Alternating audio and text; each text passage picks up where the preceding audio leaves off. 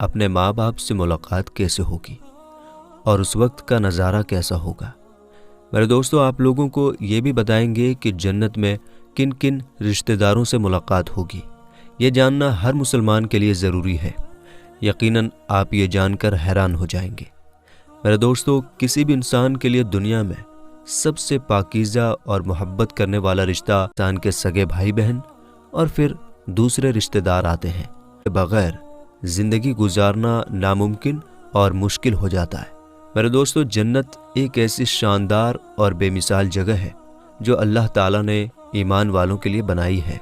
اور اس میں ایسی ایسی نعمتیں رکھی گئی ہیں جو نہ کسی آنکھ نے دیکھی، نہ کسی کان نے سنی، اور نہ ہی کسی دل میں اس کا خیال آتا ہے۔ جنت کے بعد دنیا کی بہترین سے بہترین چیز کا بھی جنت کی کسی بھی نعمت سے کوئی مقابلہ نہیں ہو سکتا۔ لیکن میرے دوستو، اب سوال یہ آتا ہے کہ کیا جنت میں بھی ہمارے خاص اور اچھے رشتہ دار ہمارے ساتھ ہوں گے؟ یہ سوال ہمارے دماغ میں اکثر آتا ہے کہ اس دنیا میں ہمارا سب سے پیارا رشتہ یعنی کہ ہماری ماں کیا جنت میں بھی ہمارے ساتھ ہوگی؟ میرے دوستو، حدیثوں میں آتا ہے کہ جب کوئی روح علیین میں پہنچتی ہے، دوستو علیین کیا ہے؟ اگر آپ اس بات کوئی روح علیین میں پہنچتی ہے تو وہاں پر موجود روحیں اس سے ملنے آتی ہیں اور دنیا میں اپنے رشتہ داروں کے بارے میں پوچھتی ہیں۔ اس طرح سے جب کوئی انسان مرنے کے بعد علیین میں پہنچتا ہے تو اس کے رشتہ دار اس سے ایسے ملتے ہیں جیسے کسی دور دراز سے آنے والے مسافر سے ملاقات کی جاتی ہے، اور دونوں آپس میں مل کر بہت خوش ہوتے ہیں۔ چنانچہ اللہ تعالیٰ ارشاد فرماتا ہے، اے میرے بندو، آج تم پر نہ کوئی ڈر اور خوف ہوگا، نہ تم غمگین ہوگے۔ میرے وہ بندے ساتھ جنت میں داخل ہو جاؤ۔ ان کے آگے سونے کے پیالے اور گلاس تمہارے سامنے لائے جائیں گے، اور جنت میں ہر وہ چیز ہوگی جو دل چاہے گا اور جس سے آنکھوں کو سکون حاصل ہوگا۔ ان سے کہا جائے گا کہ اس جنت میں تم ہمیشہ رہو گے۔ میرے دوستو، ان آیات سے یہ ثابت ہوتا ہے کہ جنتی مردوں کی بیویاں بھی جنت میں ان کے ساتھ ہی ہوں گی، اور یہ ایک ساتھ ہی جنت میں رہیں گے۔ وہاں جنت میں انہیں ہر وہ چیز دی جائے گی جس کی وہ خواہش کریں گے۔ چنانچہ حضرت ابو ہریرہ رضی اللہ تعالی عنہ سے مروی ہے کہ نبی کریم صلی اللہ تعالی علیہ وسلم نے ارشاد فرمایا، جس وقت کوئی مومن بندہ مرنے کے قریب ہوتا ہے تو رحمت کے فرشتے سفید ریشمی کپڑے لے کر آتے ہیں اور روح سے کہتے ہیں کہ نکل جا، تو اللہ سے راضی ہے اور اللہ تعالیٰ تجھ سے راضی ہے، اللہ تعالیٰ کی رحمت کی طرف جو کہ غضبناک نہیں ہے، یعنی غصے میں نہیں ہے۔ پھر وہ روح اس طرح نکل جاتی ہے جیسے پھول سے خوشبو، اور فرشتے اسے ہاتھ پر اٹھائے ہوئے آسمان کے دروازوں پر لے جاتے ہیں۔ تو آسمان والے فرشتے کہتے ہیں، کیا ہی بہتر خوشبو ہے جو کہ زمین سے آئی ہے۔ پھر اس کو ایمان والوں کی روحوں کے پاس لے جاتے ہیں تو وہ روحیں خوش ہوتی ہیں، اور یہ خوشی اس خوشی سے بھی زیادہ ہوتی ہے جو کسی بچھڑے ہوئے انسان کے آنے سے ملتی ہے۔ پھر وہاں پہلے سے موجود مسلمانوں کی روحیں اس نئے آنے والے روح سے پوچھتی ہیں کہ جس انسان کو ہم دنیا میں چھوڑ کر آئے تھے اب وہ کس طرح کے کاموں میں بیزی ہے؟ تو وہ کہتا ہے کہ جس کے بارے میں تم پوچھ رہے ہو وہ کب کا مر چکا ہے،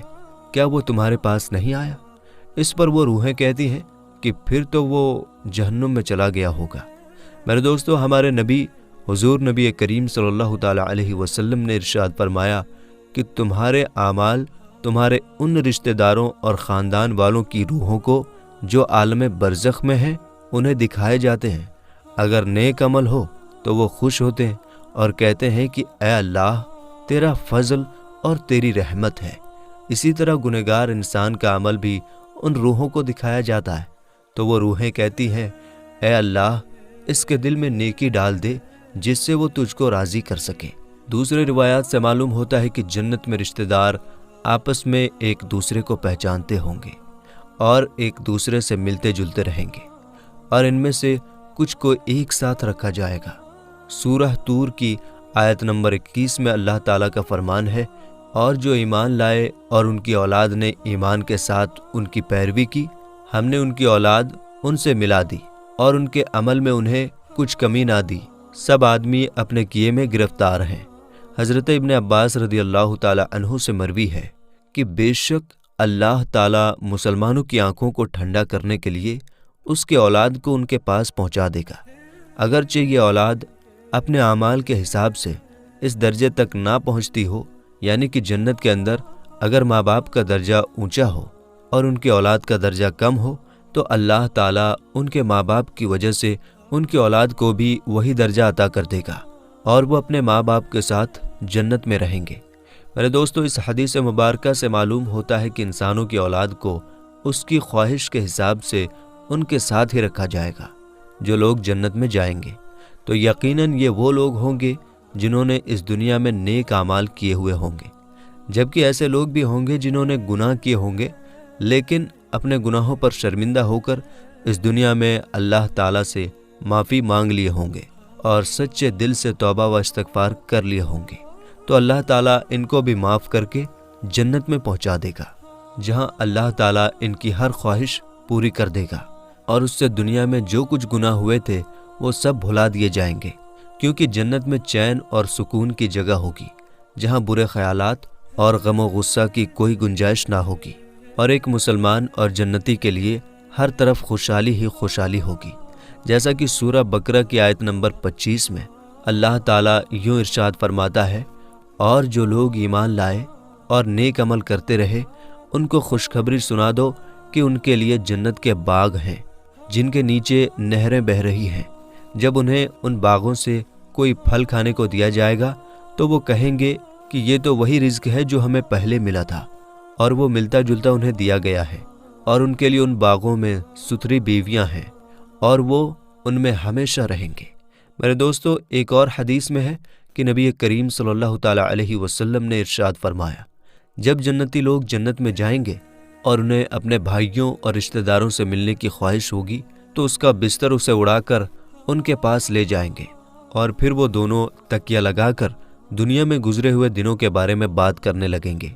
ان میں سے ایک اپنے ساتھی سے کہے گا کہ اے فلاں، تمہیں یاد ہے کہ اللہ تعالیٰ نے فلاں دن اور فلاں فلاں جگہ پر ہماری بخشش فرمائی تھی، اس طرح کہ ہم نے اللہ تعالیٰ سے دعا کی تھی اور اللہ تعالیٰ نے ہمیں بخش دیا تھا۔ حضرت عبداللہ بن مسعود رضی اللہ تعالیٰ عنہ سے روایت ہے کہ نبی کریم صلی اللہ تعالیٰ علیہ وسلم نے فرمایا، مجھے اچھی طرح معلوم ہے کہ سب سے آخر میں جہنم سے کون نکالا جائے گا،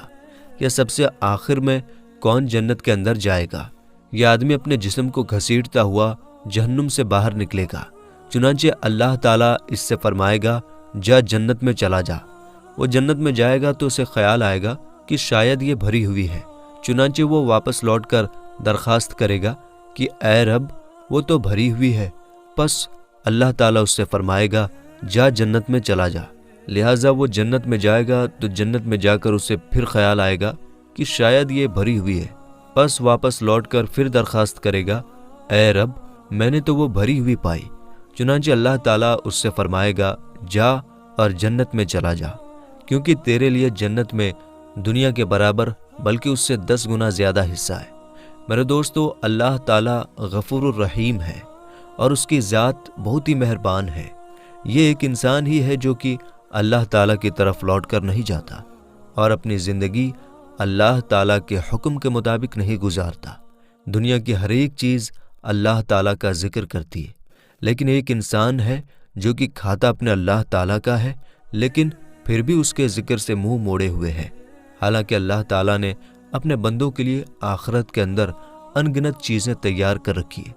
اور جس طرح یہ دنیا کے اندر سسٹم چل رہا ہے اسی طرح کا سسٹم آخرت میں بھی چل رہا ہے۔ اور جس طرح ہم دنیا کے اندر اپنے گھروں میں رہتے ہیں، اپنے رشتہ داروں کے ساتھ رہتے ہیں، اپنے ماں باپ کے ساتھ رہتے ہیں، اسی طرح آخرت میں بھی جنت میں ہم اپنے رشتہ داروں کے ساتھ اور اپنے ماں باپ کے ساتھ رہیں گے، لیکن اس کے لیے شرط یہ ہے کہ علامہ اقبال رحمۃ اللہ علیہ ارشاد فرماتے ہیں کہ محمد سے وفا تو نے تو ہم تیرے ہیں، یہ جہاں چیز ہے کیا لوح و قلم تیرے ہیں۔ تو میرے دوست، حضور نبی کریم صلی اللہ تعالیٰ علیہ وسلم کے بتائے ہوئے طریقوں کے مطابق گزارنے کی توفیق عطا فرمائے، آمین یا رب العالمین۔